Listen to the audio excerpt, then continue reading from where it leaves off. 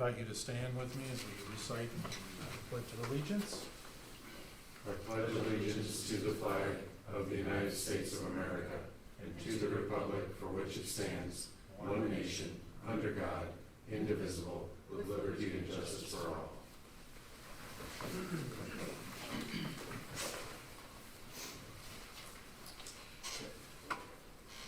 We'll begin tonight with the roll call of the council members present.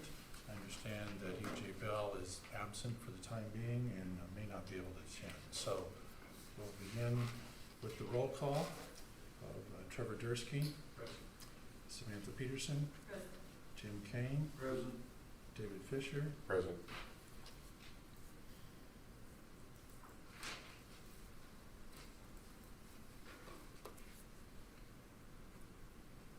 All right. Next item on the agenda is the approval of the agenda by City Council. Do we have a motion? Motion to approve. There's a motion by Fisher, second by Peterson. Further discussion? Hearing none, the roll call vote is Trevor Dursky. Samantha Peterson. Aye. Jim Kane. Aye. David Fisher. Aye. Motion carries. This time, we provide a citizen's opportunity to address the council on any items that are not on the agenda. And in conformance with Iowa Open Meetings Law, no action or deliberation can occur on the items presented during the citizens forum. And we ask that you walk to the lectern and state your name.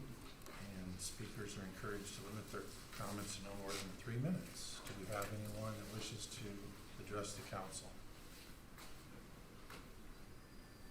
Seeing none, move on to new business under item number 5. And, that's the consideration of a solid waste, single stream recycling and yard waste service agreement with S&J Sanitation. And that is a culmination of the RFP process and bids and proposals provided to us. Scott will have a review. Yep, thank you, Mayor, and thank you for that introduction. That's spot on. Yes, following up from the Tuesday, September 9th council meeting where the council had reviewed the responses that it had received from its solicitation for proposals for the collection of the city's solid waste, recycling, and yard waste services. At that meeting, then we had reviewed those 4 proposals that we had received, and the council had made an award of that proposal to S&J Sanitation of Marengo. So Nate and Julie are here this evening, so just welcome them once again. They're here last meeting as well. So in your packet, council, is the copy of a resolution that would approve the solid waste, the single stream recycling and yard waste collection services agreement with S&J Sanitation.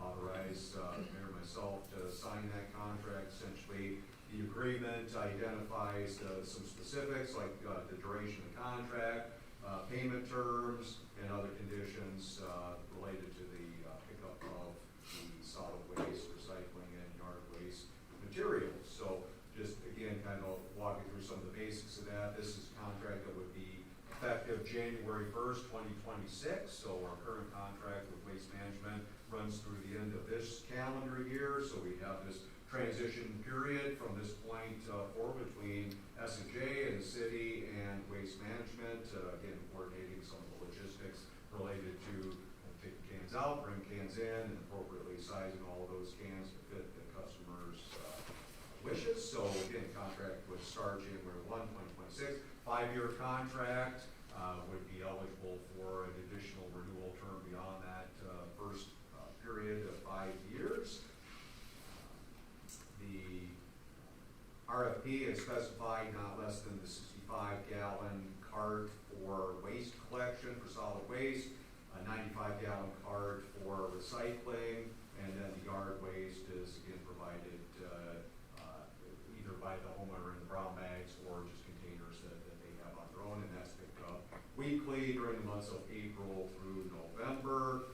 If you recall, some of the other things that we had asked for in the RFP was sort of, I call it a community-wide cardboard dumpster, a 4 or 6 yard dumpster that would be provided at no charge to the city for members of the public to come in, break down the cardboard, put it in the dumpster. Again, that's something that we didn't have currently, but would have going forward. The spring cleanup day, again, working with S&J on that. Christmas tree pickup annually, first couple of weeks there in January, we've identified that we'd like to do that as well. And no cost services to city-owned facilities is in the contract as well. And then there are some other things. So, for example, if customers would like additional carts and there might be additional services that customers would like, they would be able to contract directly with S&J for those services. Our role in the billing would be, again, just like it operates now through the utility bill, and we'll work with S&J on all of those kind of logistics. But I talked with Julie about, we've had some interest expressed in people that would like to, what I would call maybe have a smaller cart, that the 65-gallon cart's a little too big for them. That's our base rate, so they have to pay that rate regardless, but they still would like a little bit smaller cart. And then we've had some interest expressed in what I call maybe an upsizing of the cart to, for example, a 95-gallon cart that would match the recycling, and so that would be a charge that would be additional to what our base rate would be. And I think, Dr. Michelle, I think we could work that through our billing system as well, just establish a separate line item for that, and then we'll be able to kind of track that, keep an eye on that. I do think also, Shelley and I were talking about it earlier, this presents a really nice opportunity for us kind of to start over, if you will, building sort of what I would call maybe a database where we would know exactly what everyone has in terms of a cart, size-wise, who has it and all those kinds of things. We don't have that information currently. So if you were asking us today, how many people had which size of cart as a city, we would not be able to tell you that. We just don't have that kind of detail, but I think this opportunity presents us with that ability to go forward and have much better data in terms of that information. So another thing in this agreement, if you recall from the RFP, that the disposal fees are to be paid for by the vendor. Previously, we had that we were, as a city, were paying those, so those would be paid by the vendor going forward. Otherwise, it's just kind of a lot of the same basic language that you find in a lot of these contracts. Performance bond, we had got that posted already, letter of credit, so probably not a lot else to talk about on the contract. We identified through Exhibit A just the type of recycling that would be provided for collection there. No glass, no one's taking glass anymore, so we'll work with the vendor to get that information out to the public.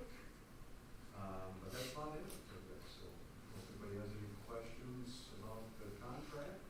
Next step in the process would be revising our ordinance that would establish the rates for what we would charge for collections. Would it be useful maybe just to walk through again the transition?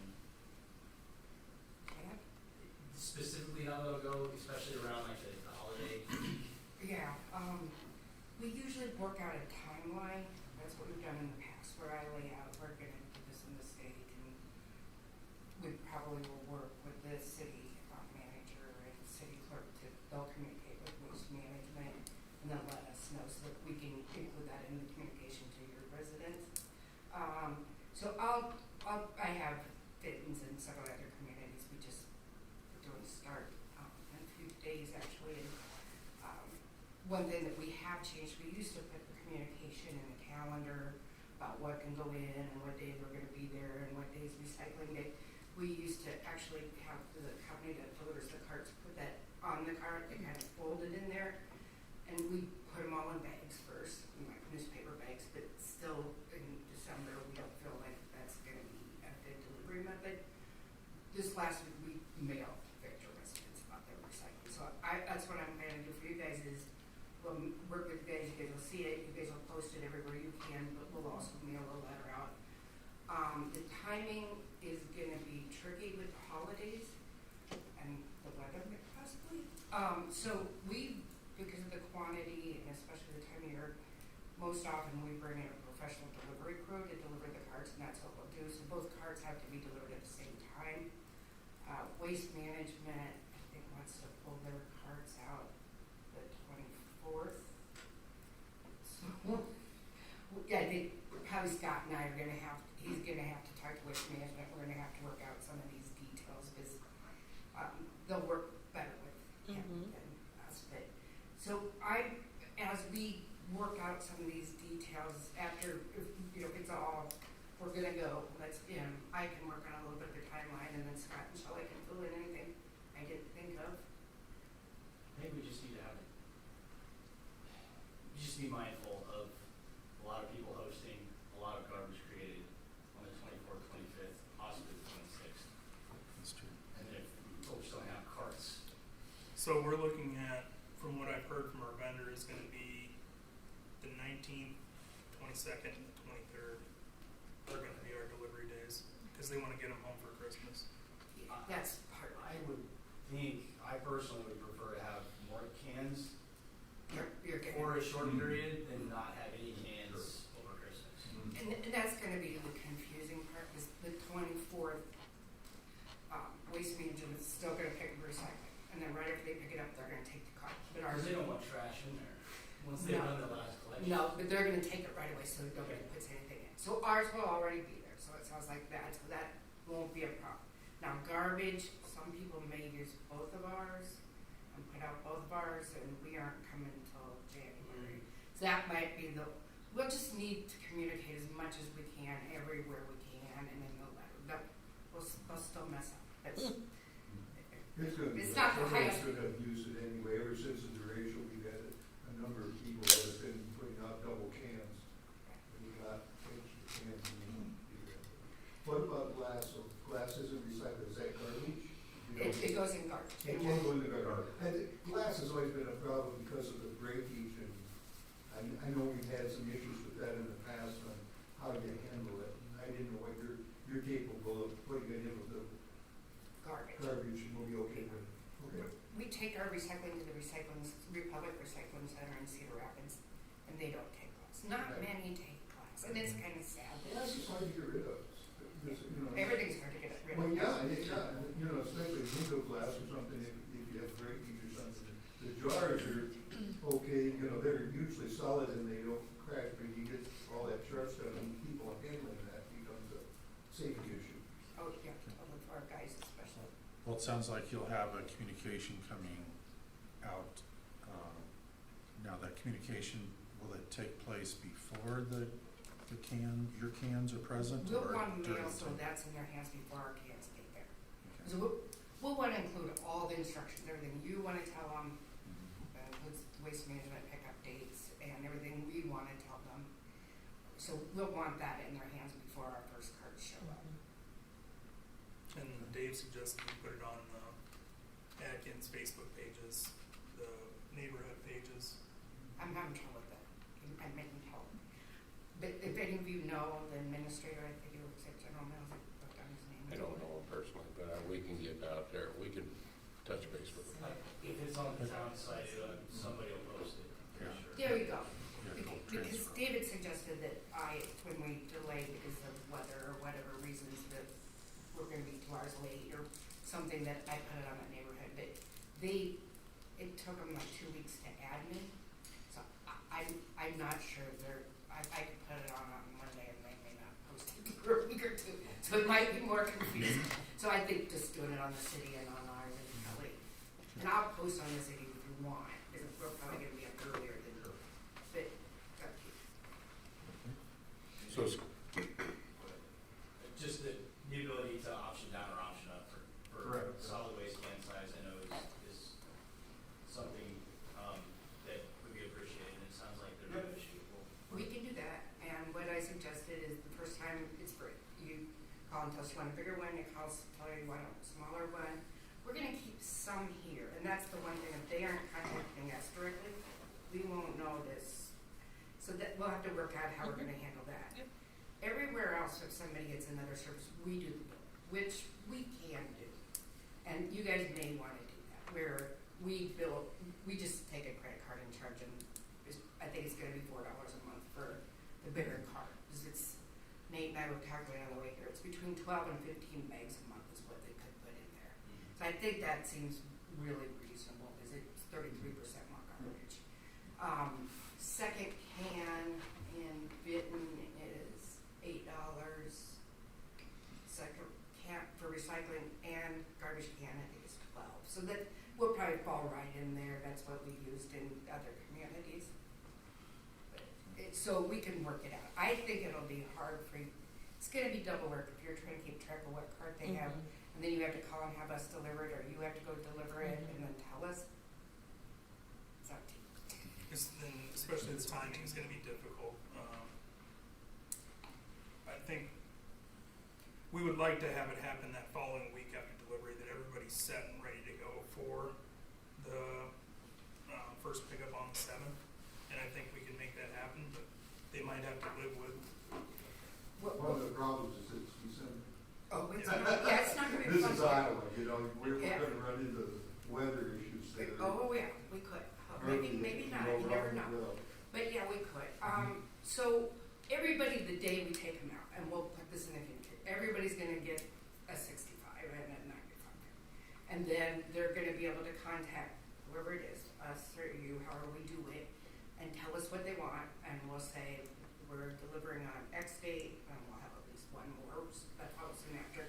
Leave it out after we pick up that day, so it needs to be empty, and we'll swap it. What about, you know, if there's not a whole lot, or if there are a few, would it be possible just to have some of the other sides just here and let them swap one for one themselves?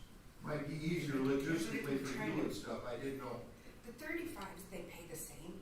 So Yeah. originally, you know, we we're talking about we just keep some here. And if you guys had someone with a broken wheel and they wanted to swap before we could get here. No, I was talking about the big ones for the little Yeah. ones. But if we're gonna try Because that's to gonna bill be one main transfer out, is where you swap that out, and I don't know how many there's gonna be. I know I've heard a number of the elderly people that just don't wanna push around those 65s. they can get a 35.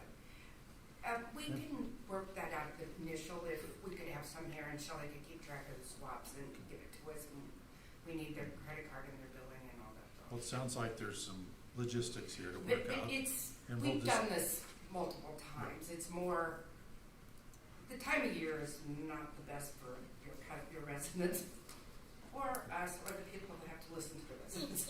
I would, so Okay. to your point with people swapping to get a smaller can, I would like to limit that.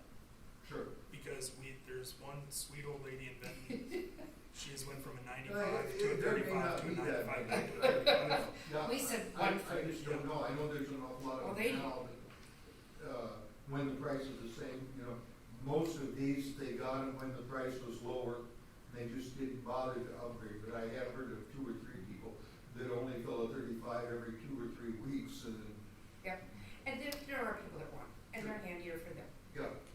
Well, let's take it to where you work with Scott. We'll Perfect. work up There's a lot a of program and then present it back to council just for information. So just a recap here for the public. If we didn't do anything, we would have absorbed a 5% increase, right? Correct. Every individual in this town would have got a 5% increase. We put out an RFP, and we are now awarding that. And the thought is we're going to be 30% less, or they're pretty darn close to 30% less bill per individual in this town, correct? Unless you upgrade or something of that nature to a larger size. But you're still gonna see, even if you had a 95 before, and you're going to a 95 this time, you're still going to see a 30% or thereabouts decrease. Okay, so again, this is a win-win-win all the way around for everybody in Atkins, We're excited. point blank. And we're excited to have you here as well. I'd say you summarized it perfectly. Okay. What's that? Oh, I don't know. just for the record, EJ Bell has joined us at 6:13 p.m. Thank you, EJ. And with that, do we have a motion to approve resolution 20250905? That's a resolution Motion to approving a approve. solid waste, single stream recycling, and yard waste collection agreement with S&J. Motion by Fisher, Second. second by Bell. Further discussion? Hearing none, the roll call vote is Trevor Dursky, Aye. Samantha Peterson, Aye. Jim Kane, Aye. David Fisher, Aye. EJ Bell. Aye. Motion carries.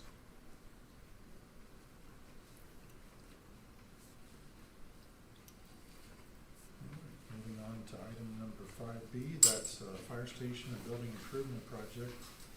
Let's sneak out. Thank you. Thank you Yes, guys. Thank you later. for joining us.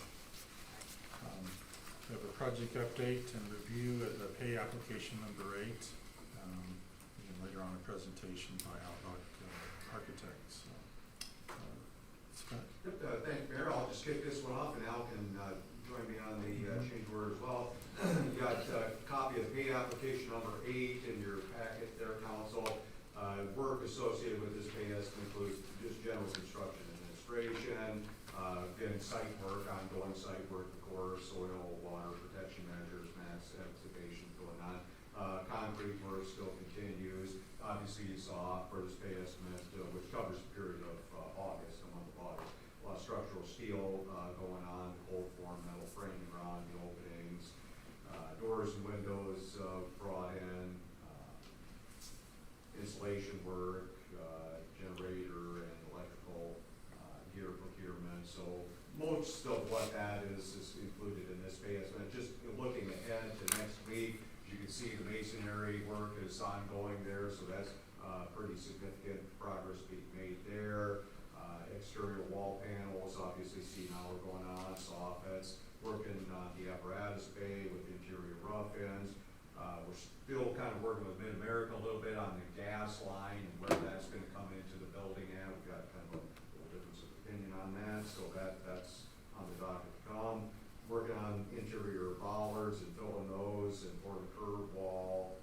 Next week, kind of more exciting, we should start to see some overhead door work going, and that's always kind of nice when you see that, and then they'll continue on with the masonry work over on the east side of the building again. So just looking at that pay estimate, again, as mentioned, this covers the period of August 1st, August 31st, 2025. Reminder again, the contract is with Garland Construction on Belle Plain. The original contract sum was $3,376,000. Net change by change orders was $5,965.48. Contract sum to date, $3,381,965.48. And item 4 is the total completed and stored materials to date, $1,811,065.48 million. Take out our 5% retainage by contract, that is equivalent of $90,553.27. So that leaves a total earned absent the retainage of $1,720,512.21. Then we subtract the less than previous certificates for payments, which total $1,508,084.44. So this pay estimate, current amount due is $212,427.77, leaving a balance of work yet to finish the project at $1,661,453.27. So again, this pay estimate is an amount of $212,427.77, and covers those items that I talked about. Again, just kind of going through those on the pay app itself. General administration, about $16,000 worth there. Mass excavation, about $12,000 worth of work there. Structural concrete, site paving work, pushing about $30,000 worth of work there for this pay estimate. And then some structural steel work, you're up more about the $30,000 category. In that line item, one bigger one again is on the erection. That's about $53,000. Plumbing materials, $20,000. And then again, that electrical generator gear work I talked about is about another $12,000. So so that pretty much represents that pay estimate of $212,427.77. So Al is here to review change order number 10 that you've got a copy of, and some pictures in your packet that involve some dead man strapping for the oil separator related to some groundwater issues that they found over there. But I'd be happy to answer any questions on pay application number 8, if anyone has them.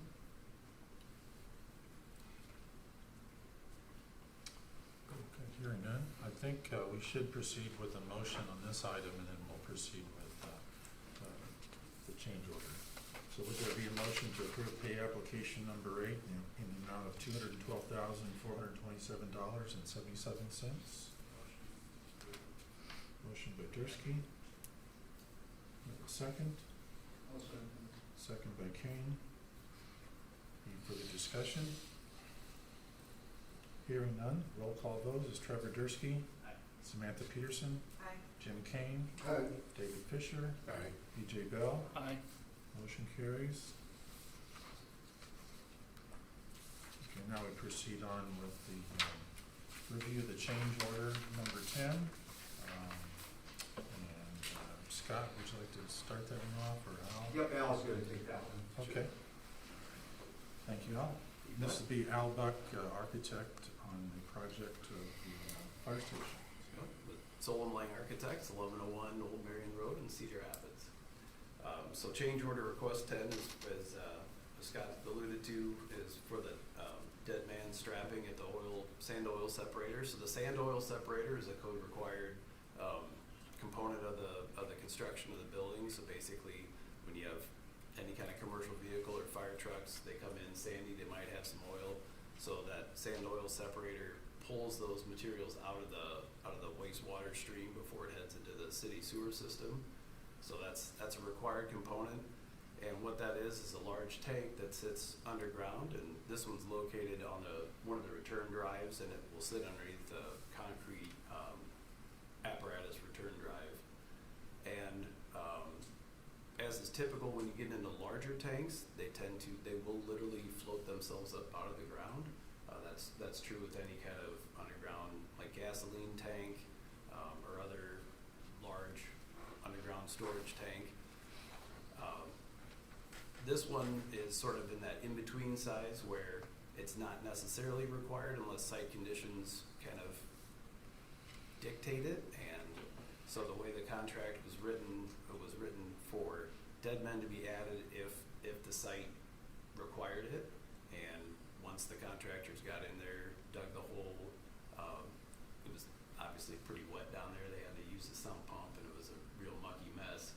So the construction team decided collectively to recommend and install these dead men to help hold that tank down, to keep it from wanting to come up to the surface or bust up that concrete or cause any future issues. And again, it has the sanitary drain line running into it and then back out of it again. So if you have any movement with that tank, that would be really detrimental to that sanitary system and to the concrete driveway above it. So the total change order request is for $4,405.02. And Darlene's got they've got their bond on that and a little bit of markup. And then the quote from Northeast Iowa Mechanical, of that, the materials are $3,153 and the labor is $960. Are there any other questions on that I could answer? You just mentioned, Al, I think I recall that when those pictures were taken, we were even kind of in a dry period. That So was. it kind of was unanticipated how wet Right. that was gonna be in that particular spot. Yeah. It's one of the problems with Atkins. You never know where you're going to get too many underground springs. Right. Yeah. Yeah, I would categorize it as not common, but also not unusual. And it's really one of those things that, back in the design phase, I just want to remind everybody, we we recommended a contingency of $225,000 on the project just for any kind of unforeseen conditions that come up during construction, and this is exactly one of those things. So out of $225,000, the $4,000, hit on that contingency is a pretty minuscule amount.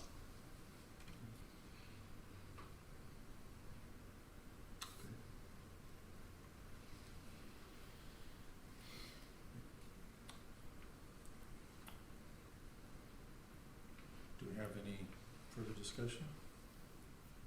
Do we have a motion to approve? Motion to approve the change order. Motion by Kane, do we have a second? Second. Second by Dursky. Any further discussion? Okay, hearing none, the roll call vote is Trevor Dursky, Aye. Samantha Peterson, Aye. Jim Kane, Aye. David Fisher, Aye. E.J. Bell. Aye. Motion carries. Okay, thank you, Al. Appreciate that information. Of course. Okay, moving on to city administrators report. Anything this week? Now I'm just gonna mention that attended the Iowa League of Cities conference there in Des Moines last week, so got a chance to visit with some colleagues and city officials around the state, so always enjoy doing that. It's nice to be back here and it's working. All right, thank you, Scott. For the mayor's report, attended the Board of Supervisors Conservation Meeting, which they hold every 2 years. And in this case, it includes information about the Roundhouse area and their plans going forward with that property, as well as the other parks and open spaces that they currently hold in their possession by the county. Also attended the Iowa League of Cities conference with Scott. Had some good information there. I encourage anyone that they have the opportunity to attend those Iowa League of Cities trainings. They provide targeted information for the cities of Iowa. Okay. Now moving on to the consent agenda. That includes the approval of the list of claims, and we have an updated list provided by Shelley tonight, and the approval of the September 9th, 2025 City Council meeting minutes, approval of the August financial reports, approval of Resolution 2025-0906, a resolution approving the transfer of funds for 25-26 fiscal year ARPA to water, and an approval of Resolution 2025-0907, resolution approving the transfer between funds for 2025-26 fiscal year general fund street salaries to the road use tax. So that's the consent agenda for this evening. Do we have a motion to approve the consent agenda? Motion to approve the consent agenda. Motion by Kane,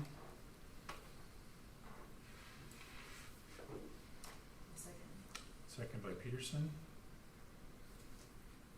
Any further discussion? Hearing none, the roll call vote. Trevor Dursky, Aye. Samantha Peterson, Aye. Jim Kane, Aye. David Fisher, Aye. E.J. Bell. Aye. Motion carries.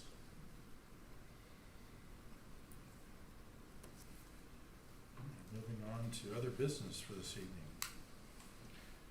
I do have something, I want to say that I really believe that my prayers have been answered, and Shelley last week went out and actually found $7,958.89 that we overpaid the state of Iowa.